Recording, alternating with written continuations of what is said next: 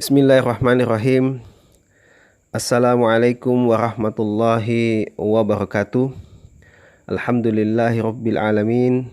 Allahumma salli wa sallim ala sayyidina Muhammadin wa ala alihi wa sahbihi wa sallim, amma ba'd.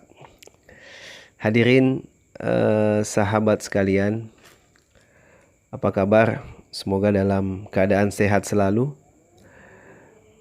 Perkenalkan channel baru ini ya, dan mari kita sama-sama memperkenalkan kepada umat ya tentang kedalaman, kedahsyatan, keajaiban sholawat dengan cara subscribe channel ini ya. Semoga pahalanya mengalir juga kepada sahabat sekalian.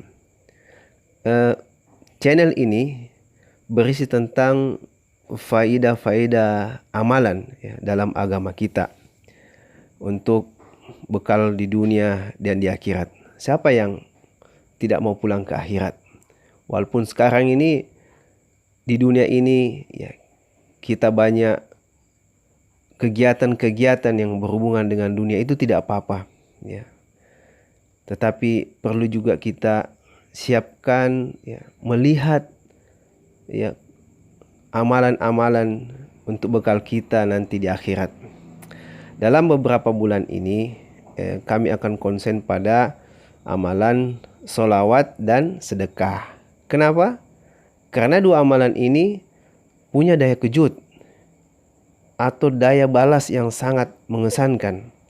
Kita telah banyak lihat di video-video YouTube tentunya, testimoni ya, penjelasan ulama, bagus sekali, dan jangan henti untuk selalu mendengarkan, apalagi ini berhubungan dengan Nabi kita, Nabi yang agung Rasulullah Muhammad sallallahu alaihi wasallam.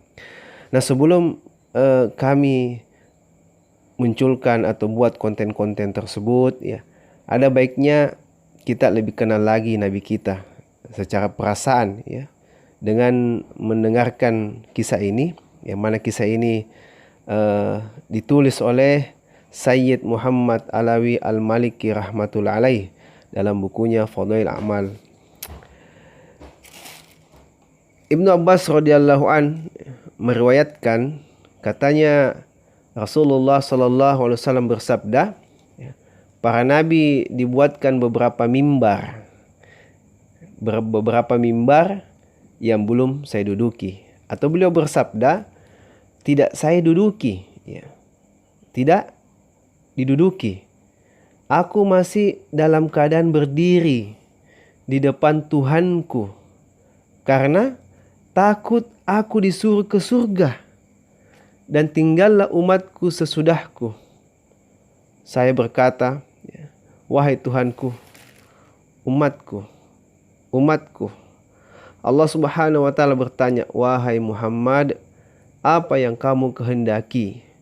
Aku harus berbuat apa terhadap umatmu?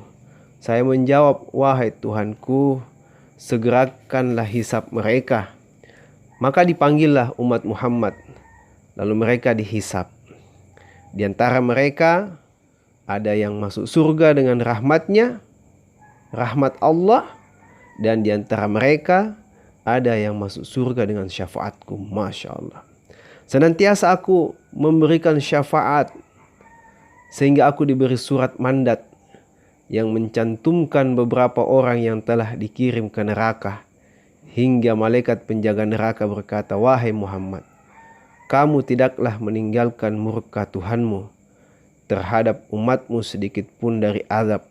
Hadis riwayat Tabrani dalam kitab Al-Kabir dan Al-Awsat. Coba kita renungkan, hadirin yang mulia. Nabi sallallahu alaihi wasallam telah disediakan tempat duduk, siap untuk duduk, tetapi Nabi masih berdiri. Biasanya kalau orang berdiri itu ya, orang berdiri kan ditanya, kenapa belum duduk? Nabi sallallahu alaihi wasallam belum duduk di hadapan Allah Subhanahu wa taala. Lalu Allah Subhanahu wa taala mengatakan, kenapa belum duduk? Ternyata Nabi sallallahu alaihi wasallam memikirkan ini umat. Jangan sampai Nabi masuk ke surga, maka tinggallah ini umat.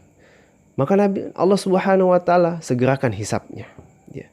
Dan diceritakan juga dari Ali bin Abu Thalib radhiyallahu an bahwa Rasulullah sallallahu alaihi wasallam bersabda, "Saya memberikan syafaat kepada umatku sehingga Tuhan memanggilku dan berfirman, 'Apakah benar engkau telah ridho hai Muhammad?' Saya menjawab, 'Ya wahai Tuhanku, saya telah ridho.'"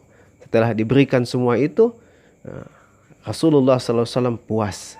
Ya. Diriwayatkan juga dari Abdullah bin Umar radhiyallahu an dari Nabi sallallahu alaihi wasallam katanya, "Saya disuruh memilih antara syafaat atau setengah umatku masuk surga. Lalu saya memilih syafaat, sebab ia lebih bersifat umum dan lebih mencukupi. Ingat, sesungguhnya syafaat itu tidaklah diberlakukan kepada orang-orang mukmin dan orang-orang yang terdahulu saja.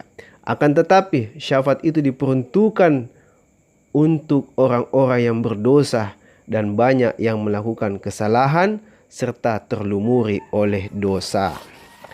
Coba hadirin yang mulia, kita renungkan lagi di sini. Nabi disuruh beri syafaat atau langsung saja masuk surga umatnya, setengah umatnya. Tetapi Nabi sallallahu alaihi wasallam tidak. Nabi memikirkan banyak umatnya yang terjatuh dalam kemaksiatan, dosa dan kejahilan. Seperti kita lihat umumnya bagaimana yang terjadi hadirin yang mulia. Maka Nabi sallallahu alaihi wasallam pilih syafaat, sebab dengan syafaatnya banyak yang bisa tertolong dengan syafaat Nabi sallallahu alaihi wasallam. Hadirin dimuliakan subhanahu wa ta'ala, demikianlah ya sedikit tentang bagaimana kita masukkan kisah-kisah ini dalam perasaan kita sehingga tumbuh kecintaan kita dan keinginan kita untuk selalu berselawat kepada Nabi kita, Nabi Muhammad sallallahu alaihi wasallam. Terima kasih atas perhatiannya. Wassalamualaikum warahmatullahi wabarakatuh.